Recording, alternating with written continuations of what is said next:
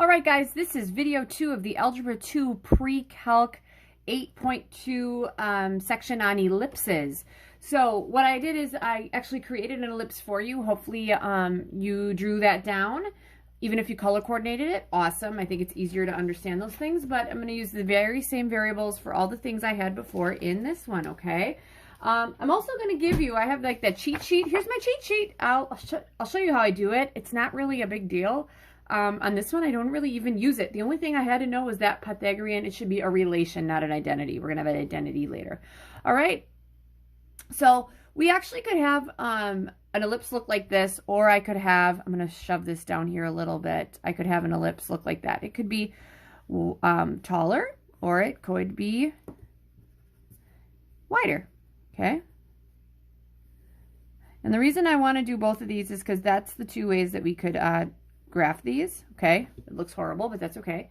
But those are my two, and that's going to decide if my ellipse, my standard for my ellipse. Okay. So I'm going to try to bring everything together and make sense of everything. Okay. So again, an ellipse is the set of all points in a plane whose distance to two set points in a plane is a constant sum. Remember that constant sum was that string that I used that went around. Okay. Foci. These are going to be the fixed points used to create the ellipse. All right, so that would be it, okay? Now, foci are always going to be on the longer side.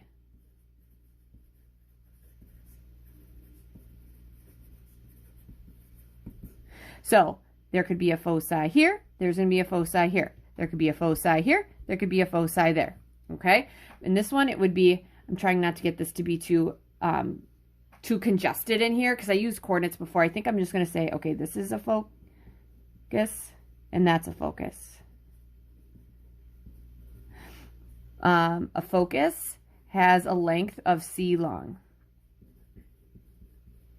And I may end up using some colors here too, guys, just to make things easier, but that's a focus. Focal axis, it's the axis that contains, I'm going to say axis or line, that contains the foci. All right, so here we go. Focal axis might be like this right here, that line, or that line.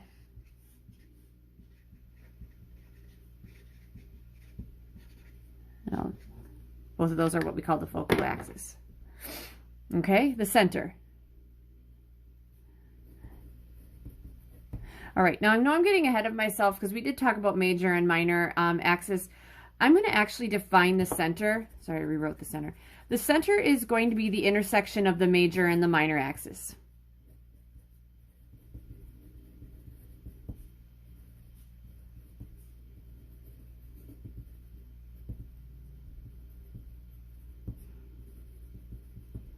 All right. So this would be the center here, and that would be the center there.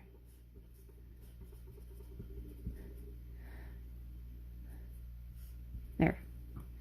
Okay. Next, your vertices.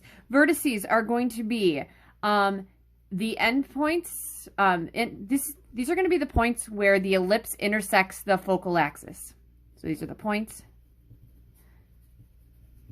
where the ellipse intersects the focal axis. All right.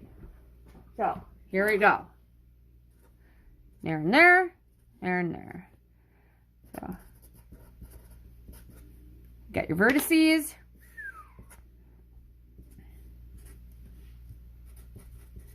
And you got your vertices. Okay, so that's both of them. Now, I'm also going to throw in here, you guys, that the vertices, we always use a variable of a for this.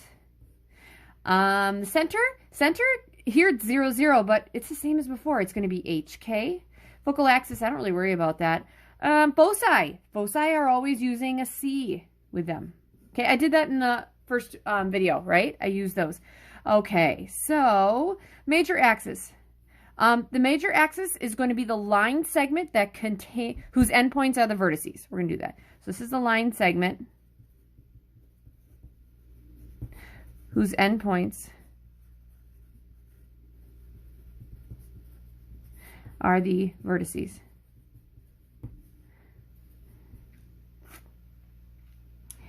Okay, and it is longer. All right, and the major axis, usually what we do is, right, this is for a focus right here, and that's, I'm sorry, this is a vertex and that's a vertex. Well, if this is A and that's A, wouldn't this have a length of 2A? Okay, the minor axis is going to be the other, it's going to be a line segment that's perpendicular to the major axis, and it should be shorter. All right, so this is a line segment containing 2 points of the ellipse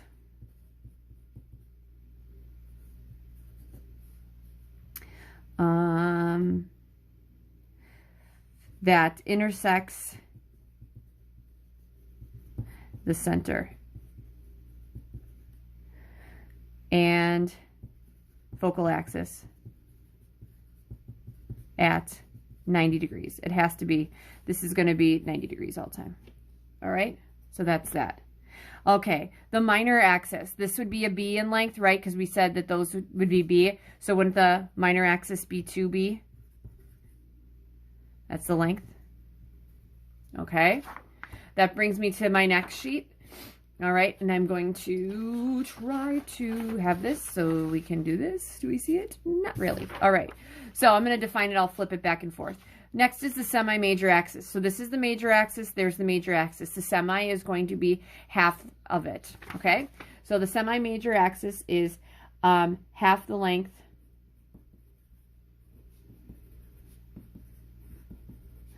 of the major axis. Its endpoints are the center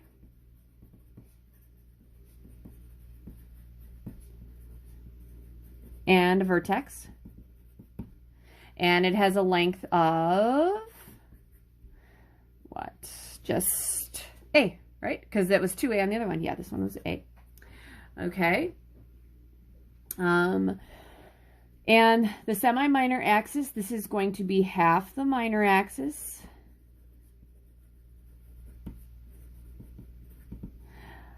Endpoints are the center and the point, can't spell, on the ellipse. Right? So it'd be from here to here. This is 2B. That would be your semi minor axis. So it has a length of B. Our Pythagorean relation, we found that, and it made sense. It was C squared plus B squared equals A squared. All right? So that's just the relationship from here to here and there. So we said this has a length of C, that has a length of B, and this had to be A. All right, and that worked for all of them. I used that triangle in my last one. All right, so eccentricity is something different, and they have like these little formulas for it. So I'm going to actually define this out of the book, and I don't really use this that much until I get to hyperbolas, but we're going to start with this because it does have a little formula associated with it. Eccentricity, it is a non-negative number that specifies how off-center the foci of a conic is. So it is a non-negative number that specifies how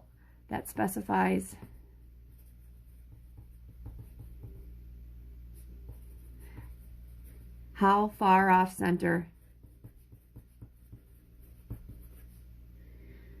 the conic is, or no, how off center the focus of the conic is. They use that mostly with like orbits and things traveling, like satellites traveling around, or like the moon traveling around. That's how they generally use that. Okay, so that is that. That's all that stuff. All right. So you might be wondering, okay, how does this whole cheat sheet work? This is like the total easiest one. Okay, other than the eccentricity, I got to give you a formula for that. Okay, so here you go. let's say your ellipse has its center at 0, 0. All right? So it can look one of two ways, you guys. It can look like this, and this is going to be horrible. Or it can look like this. Again, that's going to kind of be horrible, but those are my two. All right? So here is how this ends up working. Okay? We're going to have, this is your, so an ellipse, if the center is at 0, 0, it's going to have two different standard forms. Here's my standard form. All right, and we're going to get to why all this stuff works. It's going to be x squared over a squared plus y squared over b squared equals 1. All right, that is if it is going side to side, which makes sense because this is my longest part and that should be over the x.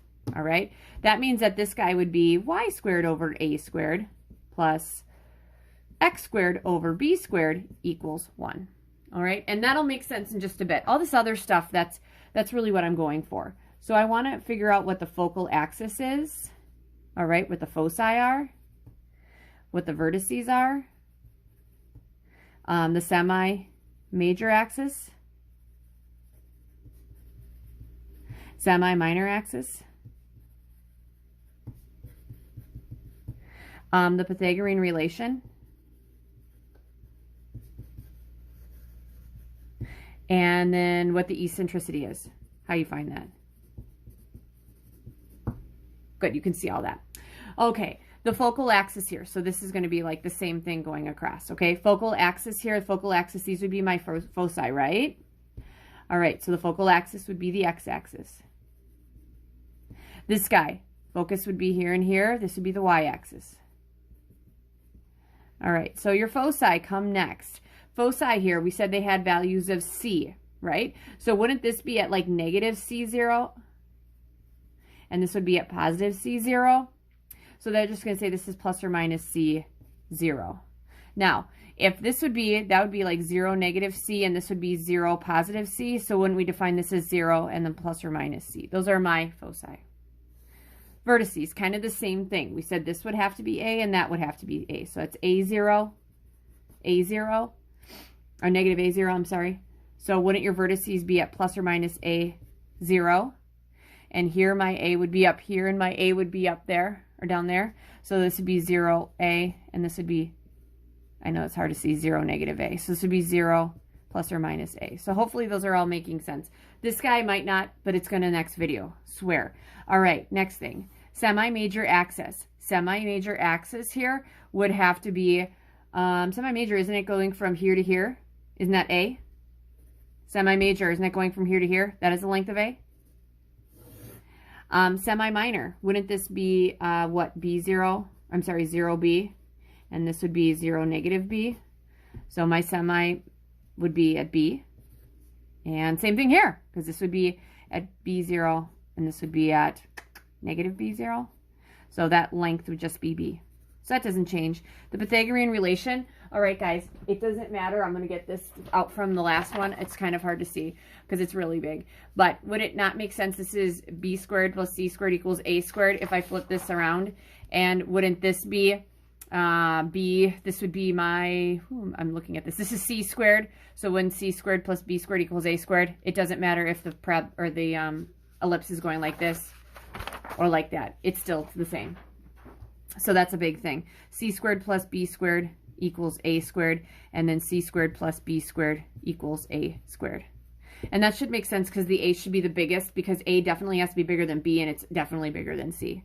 Okay, the little formula for eccentricity, there's two of them. It's E that represents your eccentricity. E equals c over a. E equals c over a, same thing here. Or you could always use that it also equals the square root of a squared minus b squared over a. The square root of a squared minus b squared all over a. Which should make sense, because if I look back at this one, if I made this just c, when I subtract a b squared and then take the square root. All right, so that's how that goes. So that's everything for the center at 0. Then when I introduce an hk, well, then I'm going to be shoving this distance over, so it makes sense we're going to introduce h's and k's in here. All right, so that's video 2. that is all your vocabulary, and it has at the center. And if you do my cheat sheets, which I read in some reflections, you guys are using them, that's fine. This is what I've done. Okay, so it either goes like this or it goes like that. Okay, good luck.